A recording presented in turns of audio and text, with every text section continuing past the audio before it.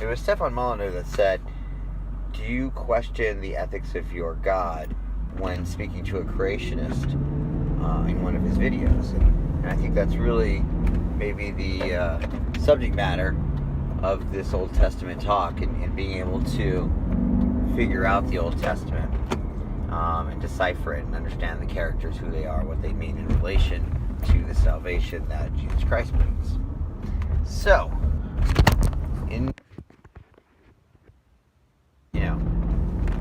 I think I could do an entire video on Abraham alone and his ethical challenges and his lack of moral character.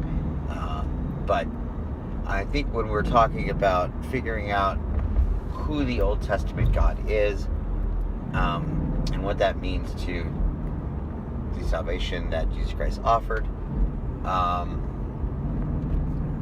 it's better to look at Exodus. And what cracks me up is most religious people that I talk to have read, or rather not read, Exodus, and or the three books that surround it on either side, making all three, Leviticus and Numbers. Basically the story of this Old Testament God, Jehovah, as I call him,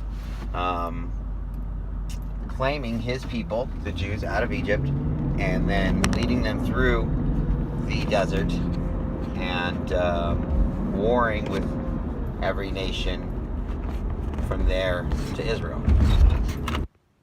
In the way. Very few religious people have read this, and this goes back in that religious people, Christians and Jews, are extremely immature in their understanding of the Bible that they hold in their hands. They're immature in their religious beliefs. They don't challenge the notions that stick in their minds, the archetypes, the stories, so on and so forth. And this is a great example. You can do your own survey and ask how many people have read it. It's best if you read it before you do the survey, so that you can actually challenge them on, have you read it? Yes. Oh, did you know this? Some really obvious points, and you'll be surprised. They're like, well, I didn't really read it, or I got bored, I didn't really understand it.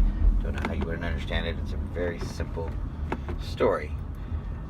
So, if you don't know it, essentially this Old Testament God tells the pharaohs of Egypt that he wants his people back, and that he was given the rights to the Jews. And if you read Deuteronomy 70, chapter 70, you'll see that according to the Bible, the world was partitioned into 70 different gods, and that's possibly where we get all the different gods of the nations. But the Jews, that lot was given to Jehovah, and Jehovah being a lesser god, something else, an angel, an archon, fallen angel, coming from Genesis possibly, or most definitely.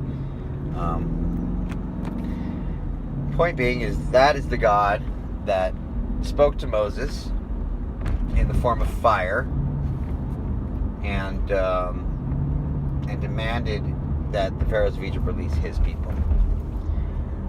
There are a lot of people that suffer all kinds of indigencies and slavery and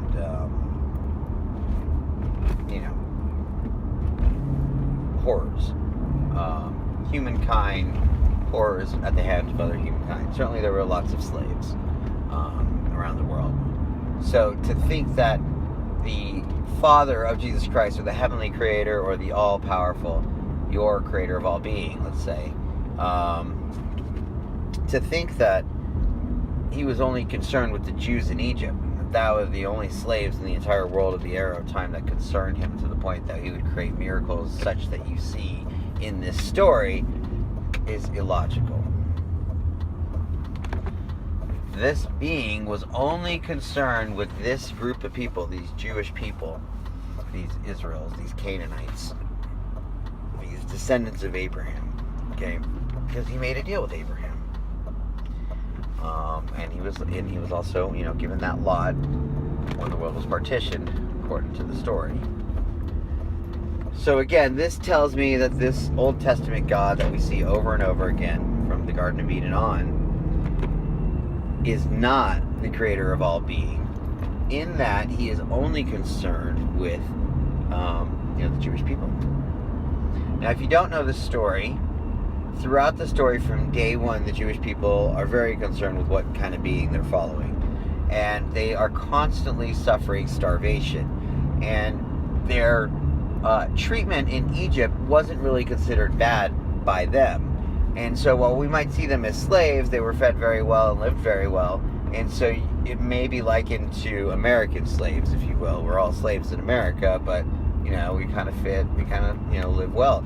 And they ate a lot of meat, and that was always kind of, that was the culture there, and they were kind of, it's brought up a lot, how much they want to go back and eat meat. And they're starving and thirsty in the desert, and whenever they complain, this God shows extreme, fatal vengeance immediately. If they complain, one time they complain that they're hungry and thirsty, he sends serpents to kill them. I think he kills tens of thousands of them, all on the outskirts of the camps that arise them. There's times where he just shoots them down with lightning. His own people, these are the people that he just saved from Egypt. Every time they're complaining about being hungry or thirsty, he simply does not want to hear about it. And gets very mad, to the point where oftentimes Moses is begging him to show mercy and having to point out to him that his own deficits of moral character, and saying, what kind of God are you that you would do this kind of thing? That's really telling that this is not that God. In addition to that, you're looking at a situation where as they move into and closer to Israel, there's the Amorites and many tribes and kingdoms that are living peacefully, doing nothing except for, I don't know, some religions will say that they were pagan, or not obeying God correctly, or whatever, and so these guys were sent to eradicate them, or even that they were a Nephilim, that they were giants that were meant to be eradicated by the Israelites.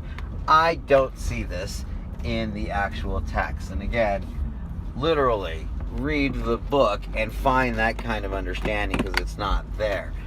All we do know is this God is like, I'm going back to get Israel, and you guys are the ones who are going to get it for me, and you're going to kill everything in the wake. You're not just going to, get past them. You are going to absolutely demolish the Amorites, the Hittites, all types of groups of nations. You're going to use some of my magic and some of your own.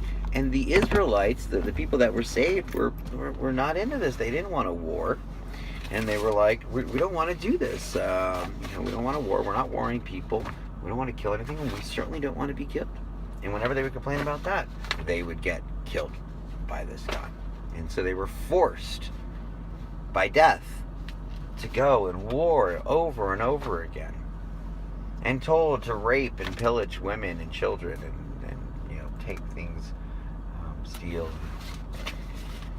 If you read this story, you will see they were led by a God that has no moral character whatsoever. In addition to that, they were told to feed this God. This God took pleasure in the smell of cooked meat, had special orders of how the meat was to be served, usually decorated by blood all over the place. When you read the Exodus story, it is not, it is not the Ten Commandments. It is a disgusting story of carnage and murder and genocide, and there is no way that is the Father of Jesus Christ, or the Father of all being, in any way whatsoever. So this is clear indication that the Ten Commandments were not a guide for a human living in any way whatsoever. So if you are a Christian or a Jew, but mostly a Christian who believes that Jesus Christ saved you from the law or from something, he obviously saved you from the terror of this being. Those commandments were not commandments to guide you in a spiritual life. Those were accusations and to God from this being on humanity, saying this is what humans are guilty of. Okay, those were false accusations, slander, not to be lived by, but to be understood to be risen above. The Ten Commandments have nothing to do with the laws or the spiritual guidance of Jesus Christ, nor any other avatar that you will read about, from Krishna to Buddha. Okay, so the Ten Commandments, the rights of Israel to the Jewish people, the Old Testament, all of the covenants that are involved with this being Jehovah, as in the horrible, disgusting act of circumcision. All of these covenants are false teachings that Jesus came to show another way, another light, another covenant. Okay? So the Ten Commandments, Israel, all of that stuff is satanic or evil or not the will of that being which is of all greater, because this is obviously the will of a vengeful, jealous God, as he calls himself. Do you question the morality of your God just because it says God in the book? Are you reading this book? If Jesus did not save us from the tyranny of this creature that is described over and over again in the Old Testament, even through its edits by the people that probably bow down to this creature. If Jesus did not save us from his law, his tyranny, and our enslavement to him, or at least our delusion of him, then what did Jesus save us from? What is the new covenant versus the old covenant? What is the good news except that we no longer have to suffer the consequences and the laws and the traditions that are killing our people, that start from the line of thinking that starts from this creature who started the Garden of Eden named Jehovah.